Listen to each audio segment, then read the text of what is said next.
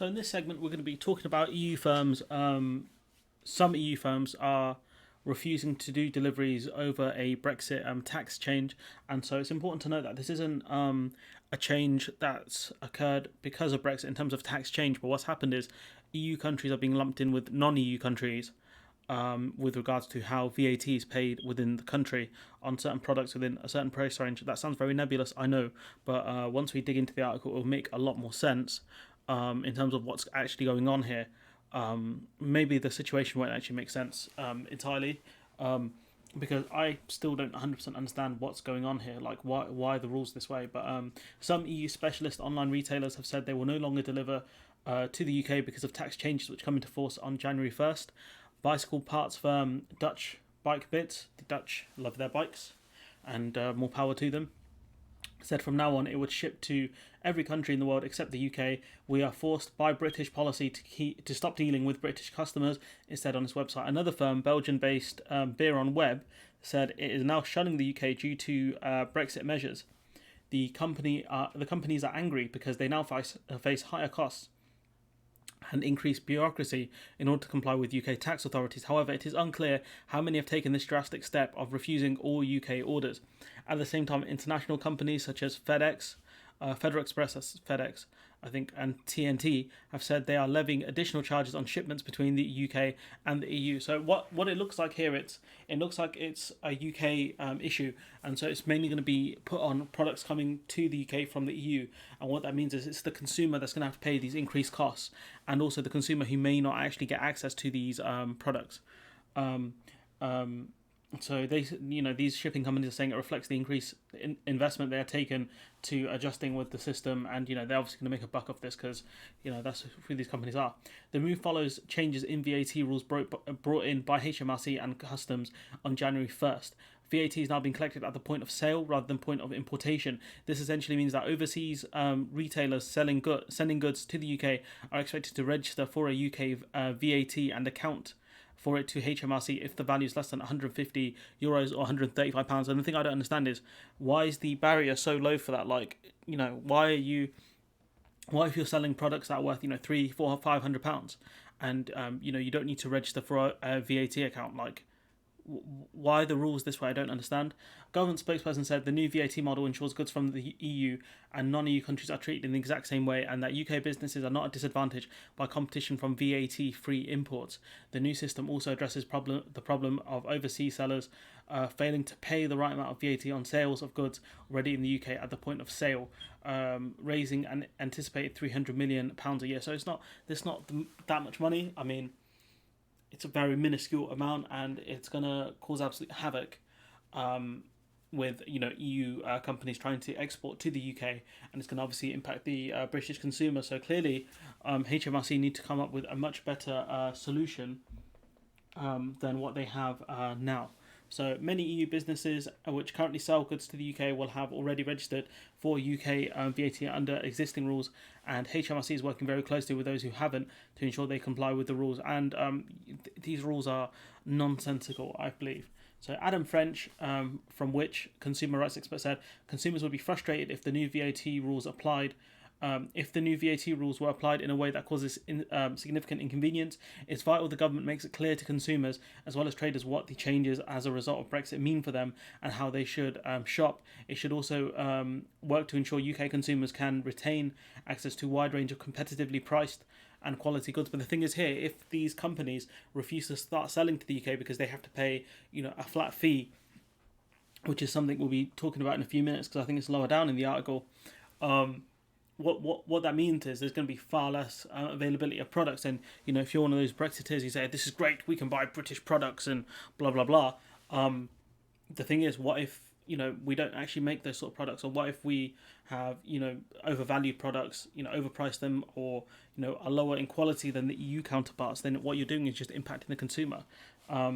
So, campaigner Richard Allen, founder of the Retailers Against VAT Abuse scheme, told the BBC that the massive increase in international online shopping had led to VAT evasion on a huge scale. He said the new HMRC rules are aimed at tackling that, but it was unclear how firms who failed to register for UK VAT would be dealt with. Why should phonograph spares manufacturer in Idaho bother to register for VAT in the UK? And how are you going to make them do it? He said. And if they send a package anyway, what are you going to do? I mean, what they could do is just seize the package, but the thing is, there's going to be so much of this.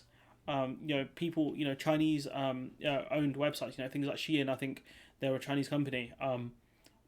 What's going to stop them from selling their products here? Not much. And if companies are already doing so, non-EU countries are already doing so, getting away with paying VAT, then what's going to stop EU companies doing this? If you pay through an international service like PayPal, and they just ship the product to you, who's checking these things? Not what we wanted. So, for providing this service, HMRC intend to charge a fee to every company in the world. For providing this service, HMRC intend to charge a fee to every company in the world, in every country in the world which exports to the UK, said Dutch Bikebits on its website. And here we get to the crux of the issue from Bikebits. Clearly, this is ludicrous for one country, but imagine if every country in the world had the same idea. If every country decided to behave in the same way, then we would have to pay £195 in fees every year, keep up with the changes in taxation law for 195 different countries, keep accounts on behalf of 195 countries, and submit payments to 195 tax offices in 195 countries, and jump through whatever hoops were required to prove that we were doing all this honestly and without zero error. Bikebit said it had many customers within the UK and would like to be able to trade with them. Not being able to send parcels to the UK does not work in any way in our favour because it's not what we wanted, and obviously Bikebit's going to lose a lot of business from this. If you're angry about this, you may well be so. Please contact your local your elected representatives in the UK. And I think the whole system we have here is ludicrous because us having this thing where companies have to pay a flat fee in order to trade products that are worth less than £135 is a ludicrous system, to be honest.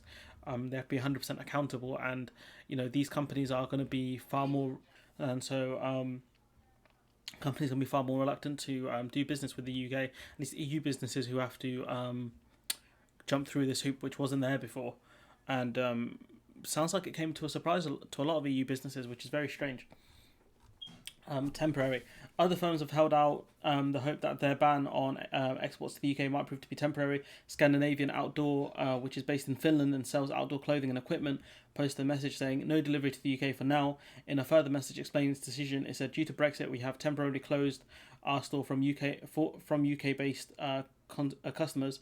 Ordering will be possible as soon as our UK VAT registration and the overall process of staying to the UK post Brexit has been sorted out. So I think what they're waiting for is to find out what how much they're going to have to pay, how accountable they're going to be to HMRC and things like that. That's what it sounds like from Scandinavian Outdoor. At least that's my interpretation. Meanwhile, mail and freight company TNT said it was now imposing a surcharge of £4.31 on all shipments between the UK and the EU. And guess who's going to be paying that? Bingo, the consumer. FedEx TNT have now been making incremental investments to adjust our systems, process, resourcing, and customer-facing solutions to ensure readiness for the change on January 1st, 2021. The spokesman added, to reflect these investments and incremental costs of customs clearance, we are increasing transportation rates for shipments from UK to EU and EU to UK. And what that basically means is UPS are here and DHL. So what that basically means is because of we have tariff and quota free access for now, unless we choose to deregulate.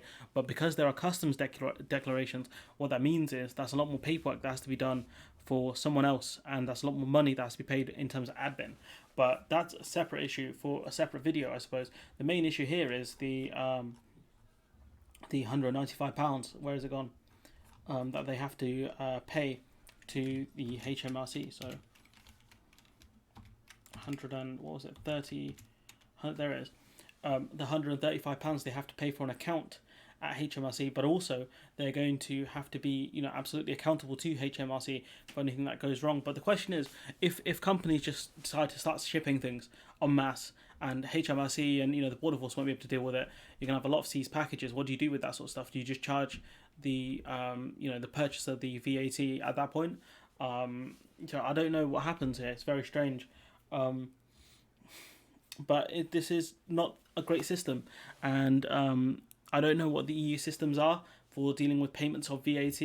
But clearly, if if it's £135, if companies think they can get away with it, they're going to, and it does cause problems. But at the end of the day, this is they're talking about £300 million for the tax man. It's not a lot of money. It's not a lot of money in the grand scheme of things. Um, and if this system means it's harder for consumers to get the products they want, it means that maybe people are less likely to buy the things they want because they can't get the exact item they want. Say, for example, if you want a bike part specifically from Bike Bits in the Netherlands, you can't get the parts, then maybe you're not going to purchase it. Maybe then you keep that money, you do something else with it, or you don't spend that money at all, and the economy doesn't benefit from it at all. So what the system HMRC has implemented is ludicrous. I'm very surprised that something in the deal didn't cover this area of VAT. It's very strange that it didn't, because this impacts both the UK and the EU. But what it means is the UK is a less viable export option for EU companies, and what that means is it's going to be even less trade than than if this VAT thing didn't exist. And so it's going to make the UK a less viable export market, and it's going to cost businesses money, but it's going to cost consumers a lot of money and a lot more choice, and that's the most important thing in a quote unquote capitalist system.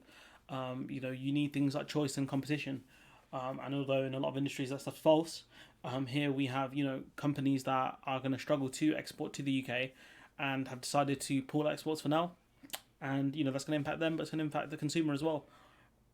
And that's the main point here is they either continue selling and it's the consumer that gets dinged for the VAT and other costs, or they just don't export at all. But I've rambled on a bit, and I've started to repeat myself now. So let me know what you think about this in the comments below. Like, comment, share, subscribe, and hopefully I'll see you in the next one.